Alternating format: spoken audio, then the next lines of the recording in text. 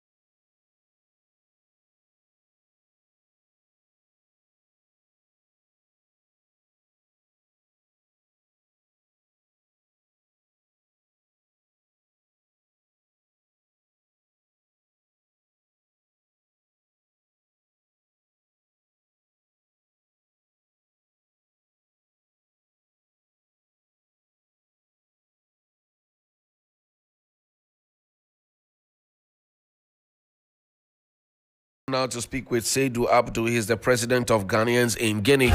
Seydou, good morning. Thank you very much indeed for your time. Hello, Seydou, good morning.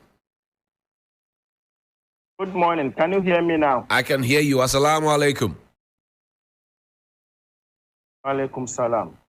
Now, Seydou, today the chiefs of defense staff of West Africa are meeting at Bema camp. They'll be deciding whether to go or not to come to Niger, if you will. But that decision, we understand, has largely already been made. What is the mood and the reaction to this meeting that's going to happen at Bema camp today and tomorrow? Okay, thank you very much. Greetings to the US. I'm wanting to the move of the past year is going to be a problem, especially for people who are living in Niger. Because right now, in Nigeria, we have more than 1 million population here. The same thing applies to Benin, Togo, and Ghana.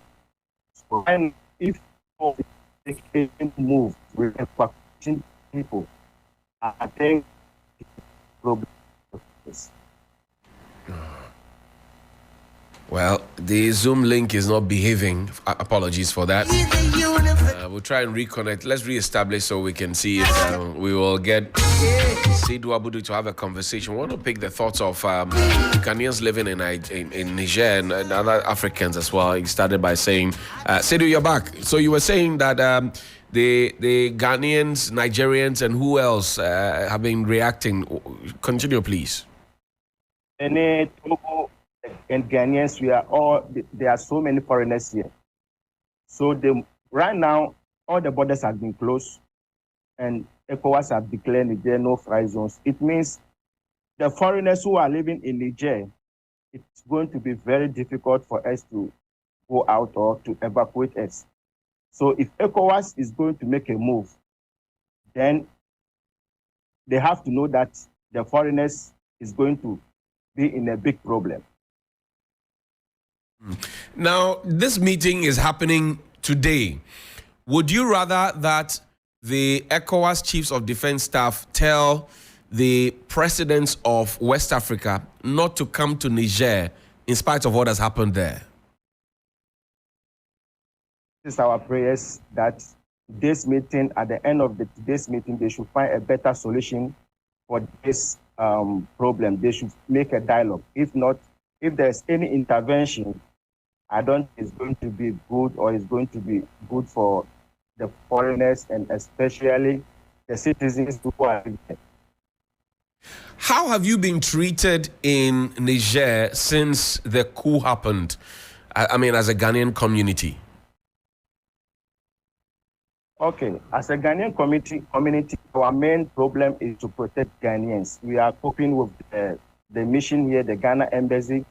So we have some WhatsApp groups. So through the WhatsApp group, we are able to reach all Ghanaians, and every day we are trying to encourage them and give them guidelines not to involve in the demonstration, not to involve in the politics.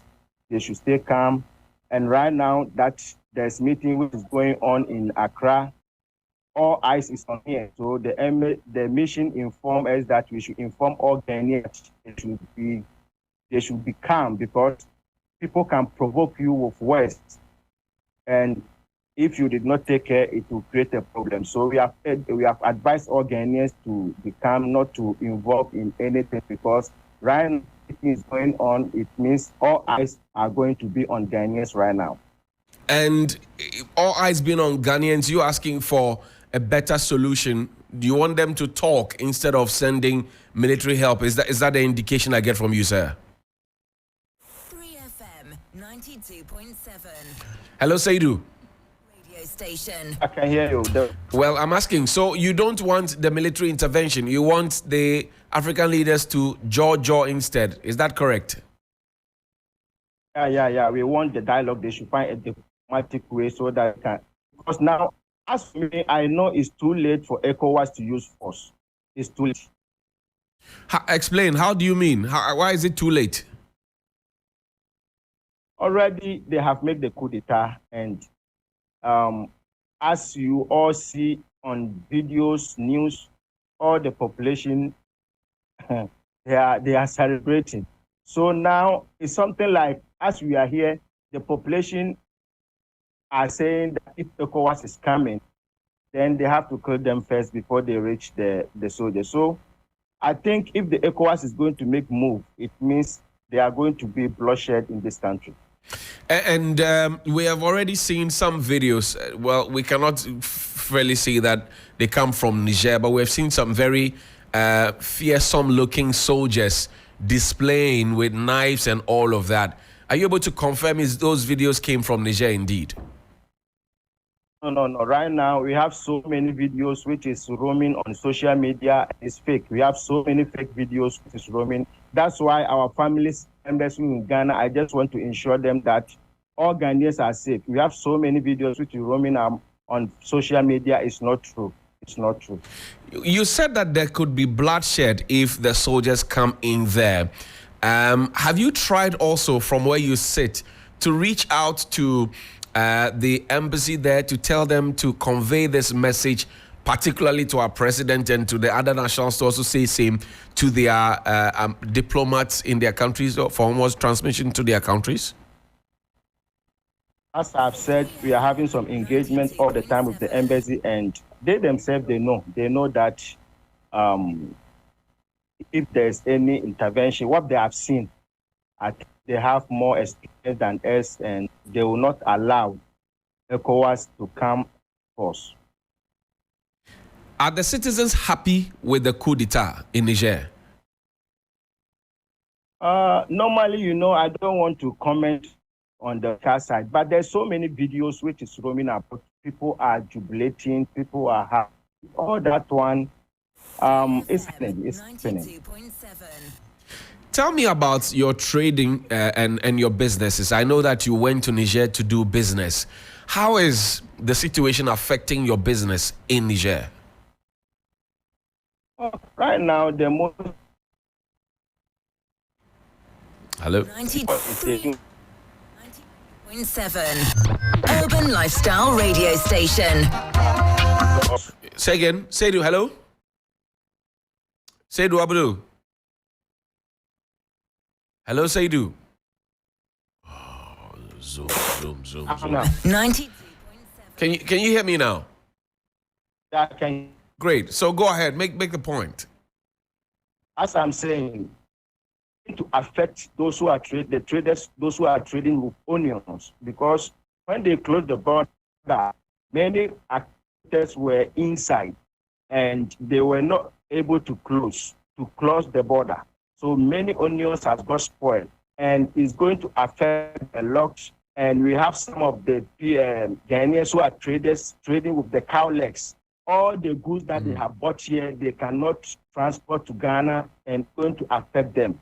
We have mechanic here, and because the articulators are not coming, the cars are not coming, the business is going to slow down. So you mean onion business and what we call here kotodwe, found in the chop bars? Is that what you're talking, kotodwe? Hello, Seidu. Oh boy. Yeah. Kotodwe will be in shortage and onions will be expensive. It's totally in shortage because all the goods they have more of cash articulators here because the borders has been closed. They cannot transport it. They cannot cross. So all that one is going to affect Ghana. I see. Kotodwe and onions. How would we survive? That's the next question. But you tell me, if ECOWAS doesn't listen to your sentiments and advice and still comes in there, what could you possibly do as leader of the Ghanaian community in Niger?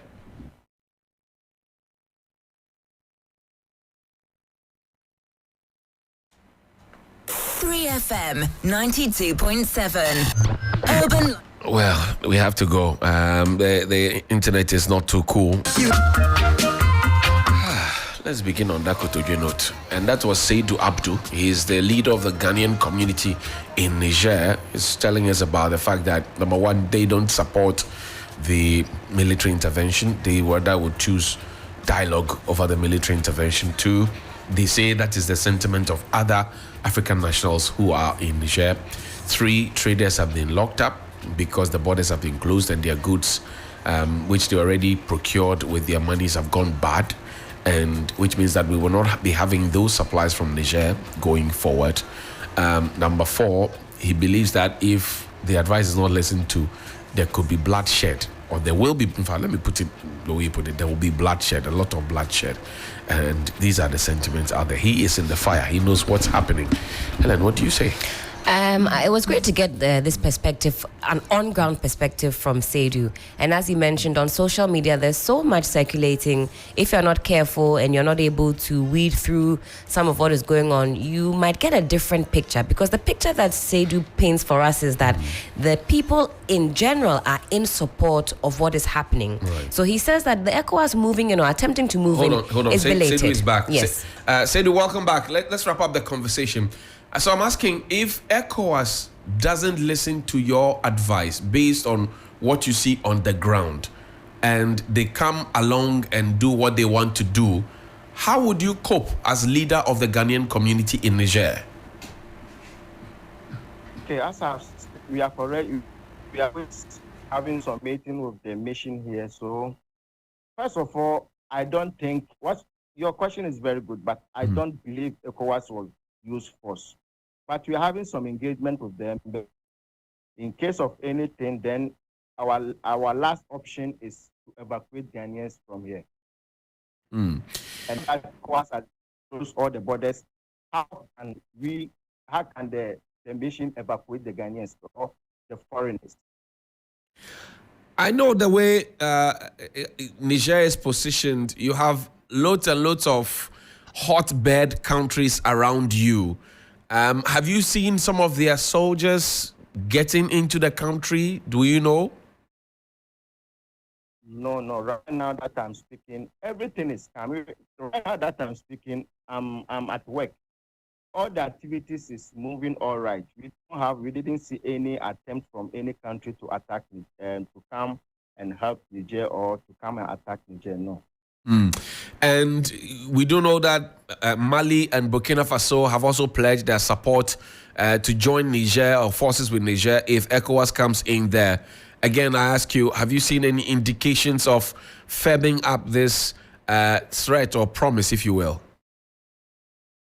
Okay, right now that I'm speaking, I didn't hear any threat, anything like that. I didn't hear anything like that. I see. Now, you tell me, power outages, we've had certain reports that power outages have also been happening frequently recently. Are you able to confirm or deny that?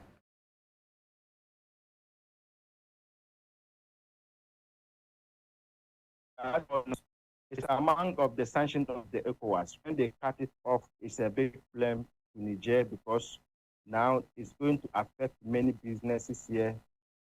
Some of the factories is going to affect them because we are obliged to go to generator. Or it's affecting that one. Say again, I didn't hear you. Your last words. What did you say?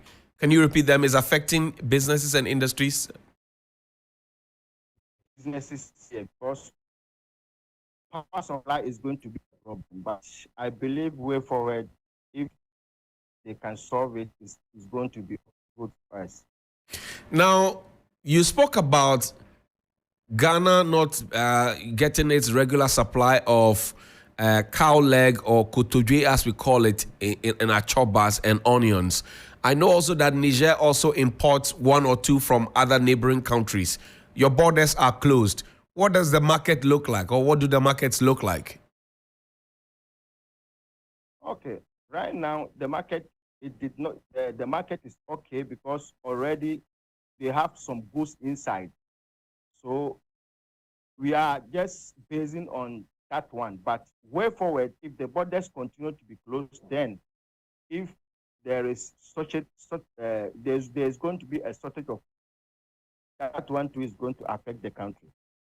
Seydou Abudu, I thank you very much, and please stay safe. Thank you. You're welcome. Great. He's the leader of the Ghanaian community in Niger. William. Well, he's given a very clear indication, clear picture that look, if you go, people have announced, declared that they will fight along the soldiers to protect the junta, if you like, and the regime, and that's a very serious declaration for me. The people, the masses, you can see them. I mean, some of the videos that I've seen on some conventional media platforms, you see them rallying behind the military. And if they are going to pour out and support the military to fight ECOWAS forces, that's going to be very bloody. Yes. And I don't think that's one of the objectives of the chiefs of defense staff who are going to meet today. There's also the possibility that there are some, groups within Niger who may be, having political ambitions, civil strife will set in, splinter groups will come, and then the whole country will be plunged into civil strife. We've seen that before. This may also turn into some proxy war for some world powers. France will come in. The junta is saying that they were even going to talk to Wagner from Russia. That's right. To come and support them. So as soon as Russia steps in, the US will be interested. Yeah. And France has a lot of investment there. So the discussion that we're going to have today in Accra is going to be a very serious discussion. I'm just hoping, praying that they will not go to war. They will not go with arms to try and push the soldiers out. I mean, those individuals in the junta, they are soldiers, so they would understand these generals when they speak. Yes. So, as the gentleman said, the people have already declared their support for the junta, and that's for me is something that should not be taken lightly. Cannot downplay that yes. at all. Yes. And I sincerely do hope that the conversations will be centered around the people and not just about a few politicians who have to be reinstated. Because if you listen to the undertones of the conversations, the people will support the military because they believe that the economic woes will become a thing of the past. They believe that bad leadership will end, and all those conversations in between. And so ECOWAS must find a way, as has been said by many other people. ECOWAS in itself must do a self-introspection. That is right. Look, how are we governing the people of Africa? How is it that within the last 2-3 years we have had too many coups? There's Mali, there's Guinea, there's Burkina Faso, and now there is Niger. So the ECOWAS leadership itself must start asking questions. What are we doing wrong? Which is why the military believes that they must always come to the forefront to salvage the situation. They must start asking those questions of themselves, and they must start looking at issues of their GDP, their inflation. They must look at sustainability of the economies. They must look at food security and quality of education, water, electricity. I mean, the basic necessaries of life. They must start looking at these things. Are we providing enough for the people? Are we industrializing enough? Are we self-sufficient? And you listen to him, he says, look, borders are closed. That's right. Ghana will not be getting its regular supply of onions and kotodwe. In the meantime, we have been told that we are a net exporter of food. So how did we suddenly become so dependent on Niger that if they decide to close their borders even for a month or two, or even a week or two, we will then not have a regular supply of onions, and kotoji has become a delicacy in the Ghanaian dish. How does cow yes, leg become kotoji? No, well, but that's what they call it. Okay. The Choba people. Sure. I mean, I was not there when you and I were not there when they were naming it. Sure. And then you flip into Niger. He also talks about the fact that look, they also import. So now that the markets are the borders are closed, well, the markets are able to feed them now. But going forward in the not so distant future, if care is not taken and the borders are not reactivated, they will have challenges. And these are the real conversations, because at the bottom of the basics that everybody needs is food, clothing, and shelter. When war breaks, shelter will be destroyed. That's right. Food will be affected. Clothing will become a problem. So right from the get-go, you have disadvantaged the people. And that's why I like William's point each time when he says, are we putting the people at the center of this conversation? In this particular conversation, it looks like it doesn't we are appear having a high-end conversation. We're looking at, okay, we have convoys, we have bodyguards, we live in this, a certain heaven, so we're thinking along those lines. I would call it putting a plaster on a gunshot wound, because the problems are very far-reaching. They go quite deep. So these interventions, these talks, they are necessary. But some stats that I think we'll find quite interesting. There was a coup attempt every 55 days in the 60s and the 70s.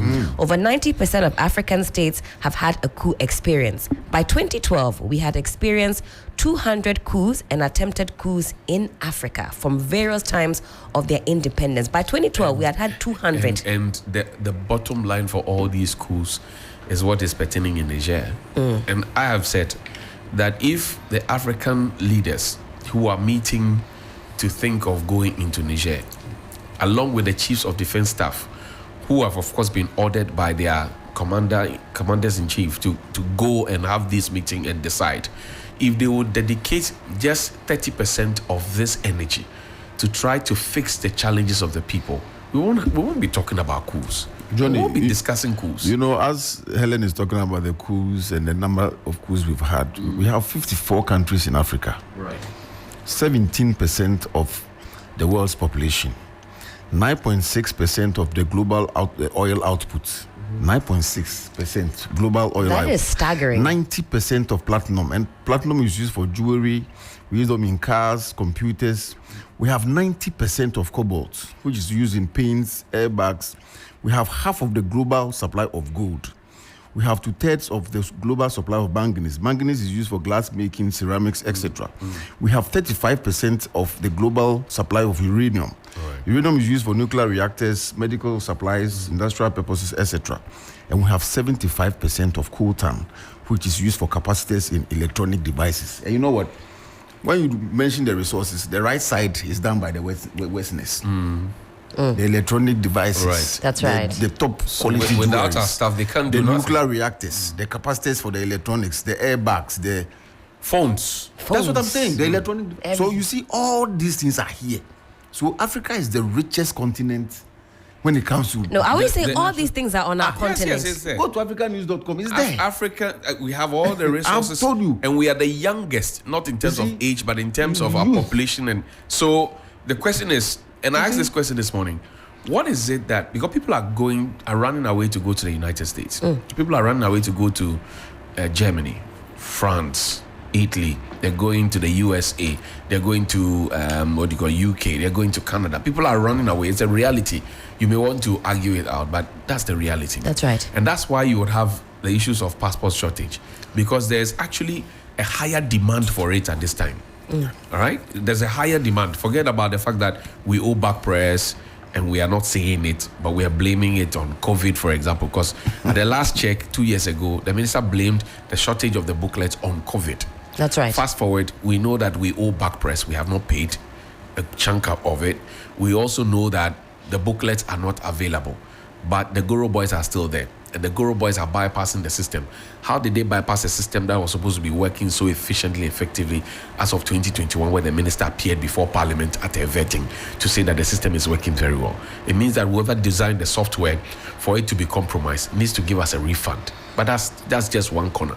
So people are running away, your nurses, your doctors, and everybody else. Why are they running away? They are running away to these countries because they believe that they will have a better life there. They will know that they will have good health care. They know that they have good education.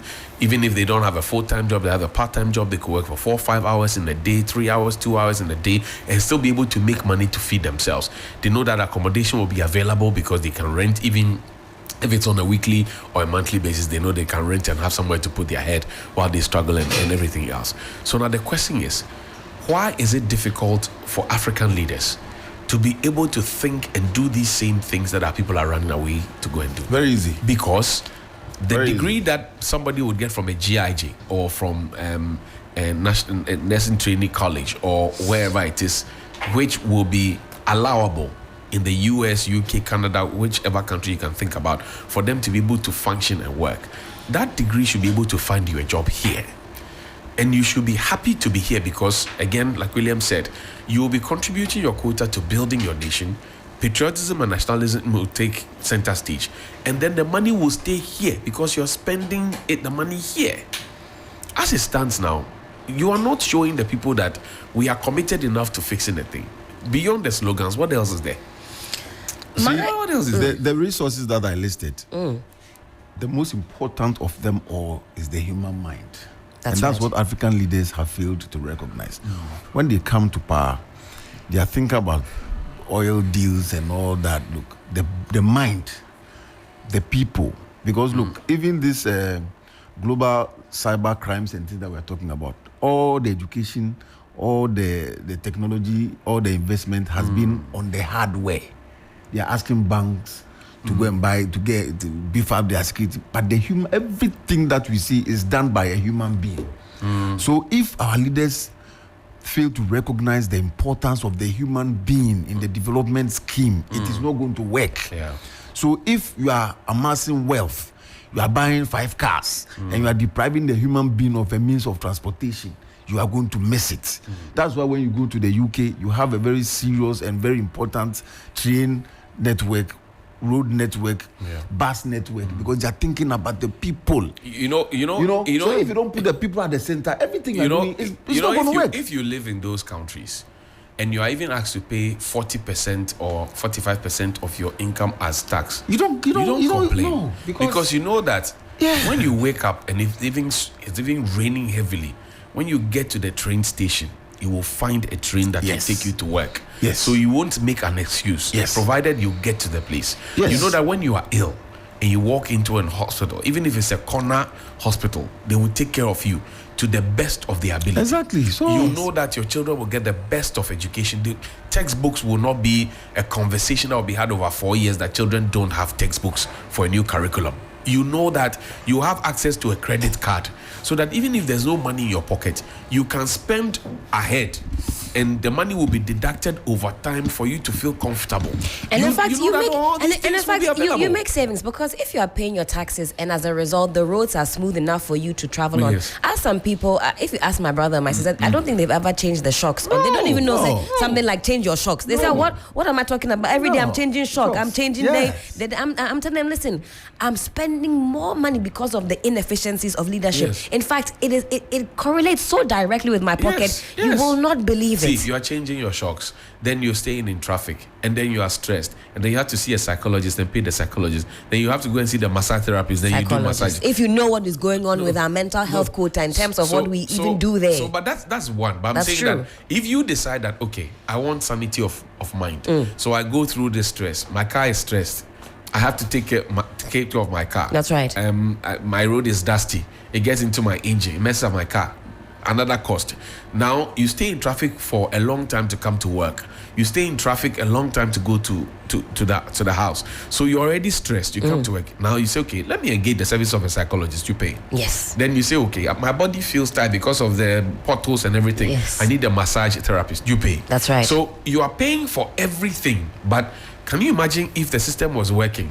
You wouldn't mind giving half of all that you're spending to the government to say, boss, keep it and do what you want to do. Because you save money. You save money by doing that. So, I'm going back to the human element. I'm saying that we should be intentional about managing the human being. Now, this is what is happening. You know why we are not able to eliminate schools from under trees? No. Because we are not intentional about human settlements. All right? So agree. you go to a region. Then some family says, this is my land. Then they move away from Kofodua and go and set up a hamlet somewhere.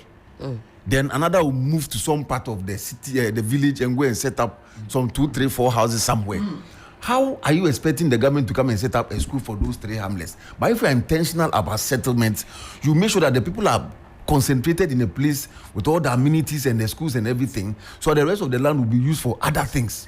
Now, when you're talking about hospitals, you go to the place, this cheap compounds. Compound.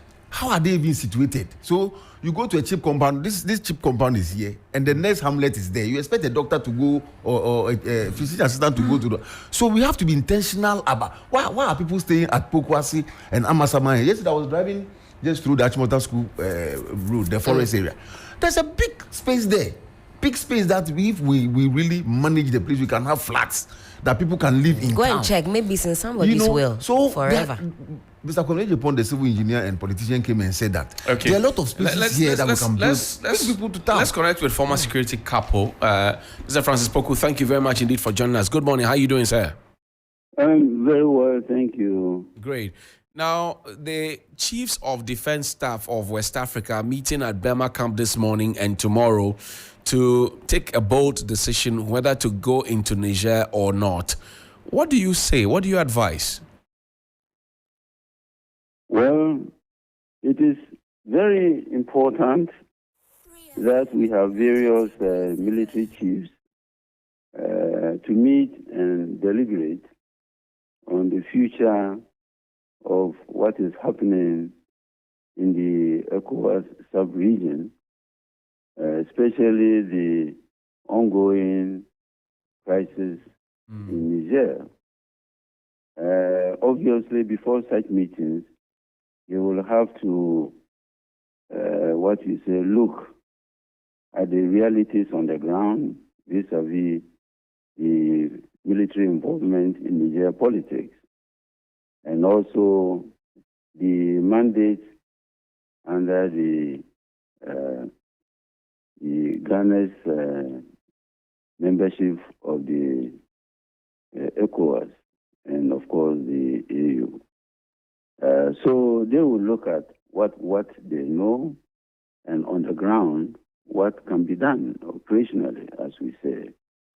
So it's a very good meeting. They are acting on behalf not just of Ghana, but also in the sub-region. And they having a look at the African sub-region as a whole. But as I said, they are trained soldiers. They constitute the military leadership. Okay.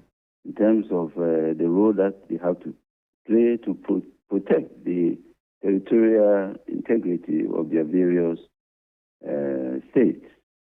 So it's sharing of ideas, information, sharing of what is achievable.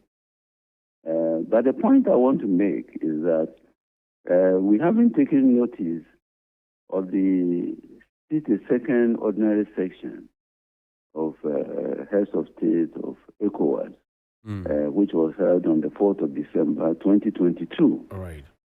And I think this has been a very interesting coincidence, because at that meeting held on 4th December, 2022, the various Heads of State took a decision that, I think looking at it, the various member states were to make a contribution of $1 billion to a regional counterterrorism fund. Okay. And so this was last year, 2022. And interestingly enough, during that meeting of ECOWAS held in Abuja, the 1 billion fund was to be set up to combat terrorism, and even surprisingly and prophetically, that included the restoration of constitutional order where they are threatened in the sub-region. So you see, this has been decided on the 4th of December 2022, when the various states were to make a contribution of 1 billion. And then, of course, I think they are in that process of trying to organize this when the Niger happened. So there's a twist that hasn't been taken notice of. Of course, Now we are faced with the reality of Niger. And it is, as I said, very, very important that the military people on the ground are to look at it. And then, of course, that will only be a contribution. The military side will be a contribution to any decision that will be taken by the various heads of state. We have the political wishes, the restoration of constitutional order, versus the state of preparedness. Okay. And we look at also other issues, the impact that their decision will have on their own economies, on the political situation, because they will have to move. Every government taking a decision must move its people, must move with its people. So there are various complexities that come for consideration when you have such meetings. So it's very important they are meeting. They will be sharing ideas that we may not know. We are all outside the meeting, but we can guess that when there's such a meeting, you have very conflicting viewpoints, and also different things may happen. Who knows that the situation in Niger can move in another direction? So it's very, very important that such meetings are held so that the military can make their input. And they go into such meetings with open minds. And I believe it's appropriate that this important meeting is being held in Accra. Accra has been a fantastic capital for African issues. And with my own experience, they are very, very fruitful. And I think we are going to have a fantastic outcome. You said, sir, that the conversations could take a different direction. Maybe you want to clarify that. For what different direction could this possibly take? So what I mean is that politics and security issues are not static. There are always unforeseen developments that could really lead to a different outcome.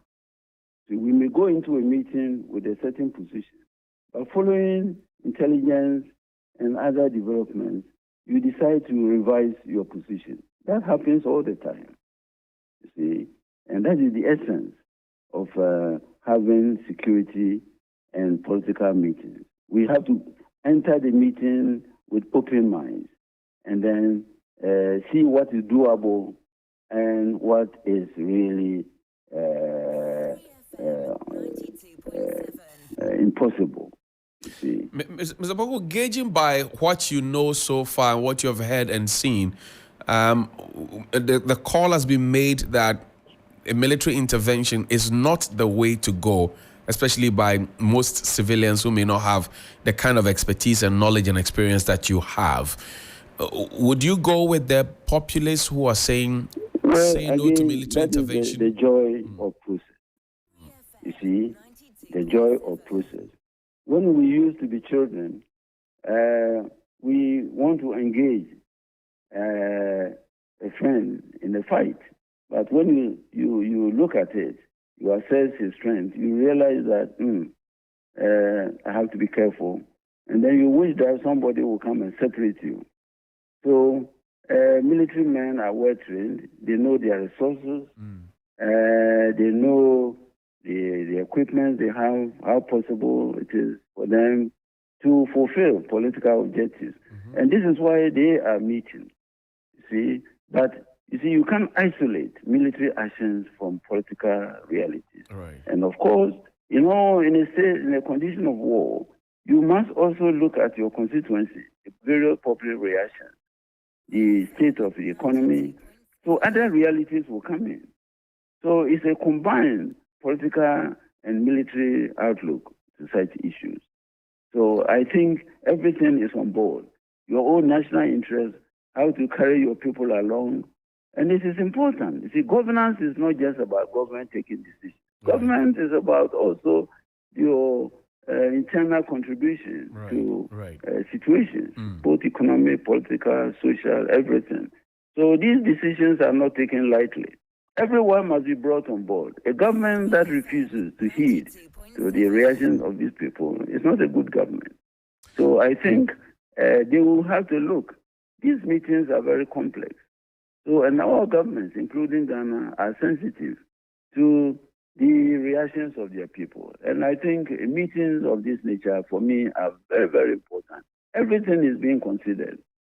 See? So it's not just going in to say, oh, no, we are going to get ready for war. No, they will take into consideration other issues that we, saying our side, may not be cognizant of. Mr. Poku, you said that these issues are very, very critical and they take some extensive time. Is 2 days enough a time to arrive at a conclusion in this matter? Well, obviously, they come prepared. Before you go to any meeting, you carry your brief. What you say, you carry your brief.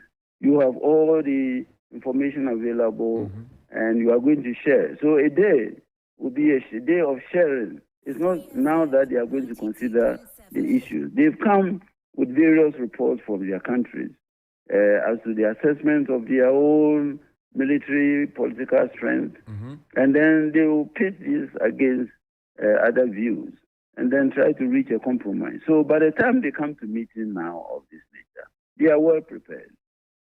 And the backlash from most African countries is that ECOWAS should be focusing on the economies of the people rather than looking at a military intervention. What do you say, sir?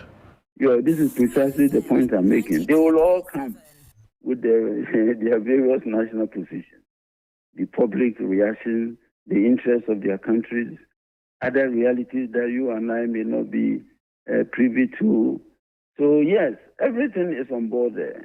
See, these decisions are not taken lightly.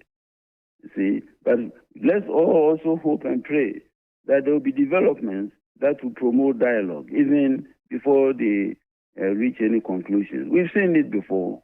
We've gone into situations threatening war, but at the end of the day, the realities must count.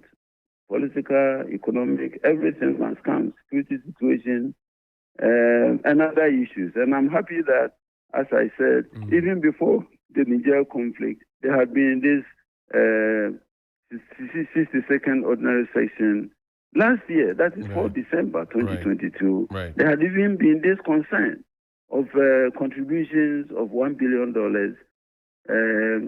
by various ECOWAS countries to establish this fund, among other objectives, restoration of constitutional order where they are threatened in the sub-region.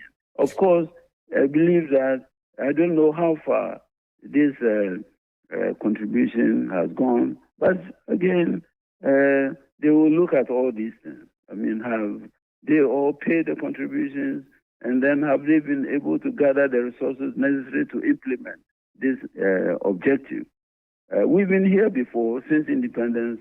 The late Nkrumah had talked about African High Command to exactly deal with this situation when there's a threat to constitutional order. But it's taken a long time, and Africa, unfortunately, is in disarray, from Congo, to everywhere, east, west. It's not a good story, but I think these issues must be discussed. First of all, two levels, how we ensure, because if there's no security, there can be no good governance. That's right. And if there's no good governance, there will be no security. So we've been faced with this conundrum for years. And I believe these meetings also will now push the public to now making their contribution. And it's very important the public concerns are addressed. So it puts pressure on everybody, on the political class, how we iron out our issues.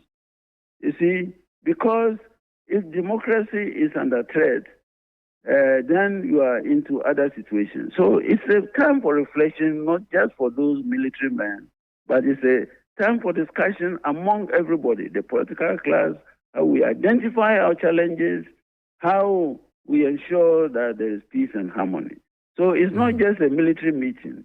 They will be looking at also the military, they live in the real world, and they will also try and support the political objectives so that get ready, because it's their role to protect the territorial integrity of this country. And it's a serious obligation, which they have done very successfully. And I have absolute trust in our military that they are very supportive, especially during this 1992 Constitution. So far, so good. And we are very proud of the contribution that they've made in various situations. Mali and Burkina Faso have said that they will join forces with Niger if there's any intervention by ECOWAS into Niger. You have been a former national security coordinator. If you were in the seat at this time, what would you be whispering to our president? Well, what I'll be whispering to our president is that even when military officers have taken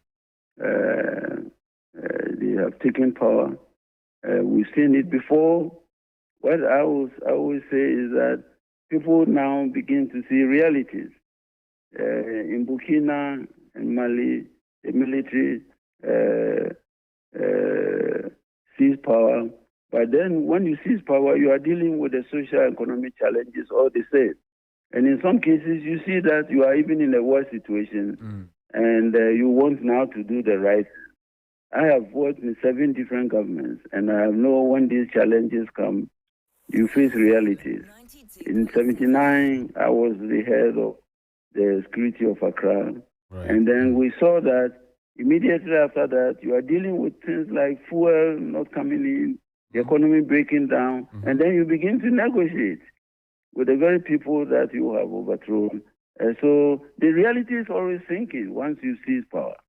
And I believe that situations are not static.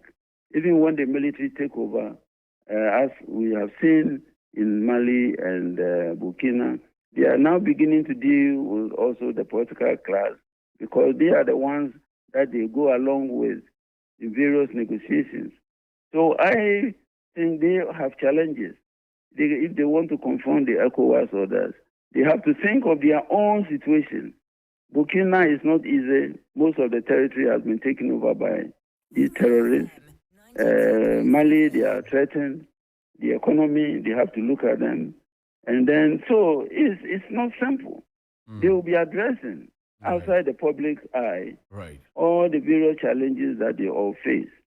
So I think we may never know, but Niger may drift into the realities. At the moment, they are facing economic challenges, and also they need Nigeria and the neighboring countries. So, and this is why I'm saying that there are issues that will come up which you and I may not be privy to. I think governance is a complex issue, and I think as we are speaking, things are moving. In Niger, they may also want to find a way out. It's one option. But again, there are other issues like the safety of the Niger head of state who has been overthrown, the reality of his own safety, as now virtually he's a hostage.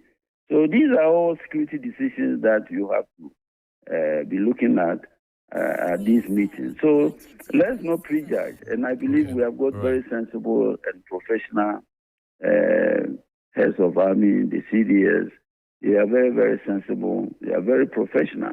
They know certain realities that they will take on board to such meetings. So let's be patient with them. I think they are working for national interest. Right. The military, they are working for national interest. And I think we have been blessed that we have a well-educated, well-informed, very efficient, professional army, and we can trust them to go to such meetings and make their contribution. I ask you this because the chairman of the Defense and Security Committee in Parliament, MP for Asin Central, who also wants to be president, Kennedy Oyeneya Japan, he said that he supports an intervention into Niger because we know that Parliament have been torn apart or they're disagreeing on 2 lines. Minority says don't go, majority says let's go. And his point is that an intervention into Niger will restore democracy, but will also serve as a deterrent for all those coup mongers who may want to take a similar action in future. That is what the chairman of our Defense and Security Committee in Parliament thinks. Is he thinking all right? Yes, it's important that he, as a politician, makes his contribution. But as I said, then you have to go to the military for them also to review what you are saying. And you and I know that as children, we didn't always get what we wanted from our parents, either because their pockets were not in good order or for other reasons. So yes, he is a politician. He has to advance his own legitimate position, which is that when what he's saying is what we all want. We want restoration to constitutional order. But then, that is why the military men are also meeting to share their position, the realities, the resources that they have, and other issues. And then we also look at other developments that may happen during the course of time. And I will not be surprised that even as we are speaking, various things are happening behind the scenes, various consultations. And everyone wants a way out of this situation. Right. ECOWAS, they have threatened. They want also some kind of face-saving exit. So they are always looking for that. The government, is military government of Niger, they want a way out. I have no doubt. I haven't dealt with these situations myself before. You always want a way out. ECOWAS have threatened, and they will be very happy if there is an exit. You see, the military, they are responsible. They want to look at this situation responsibly in terms of lives and property. And then you do what you say, cost-benefit analysis. What interest will it serve if we invaded? You see? So what are the outcomes? And they have to make a judgment on that. What will be the outcome? You see, you don't want what we call a Pyrrhic victory. A victory, that you achieve, but the cost can become very, very high. Is it worth it? So you are doing an assessment. When you take into consideration all the factors that you are faced with. And I think this is what they will be doing this morning.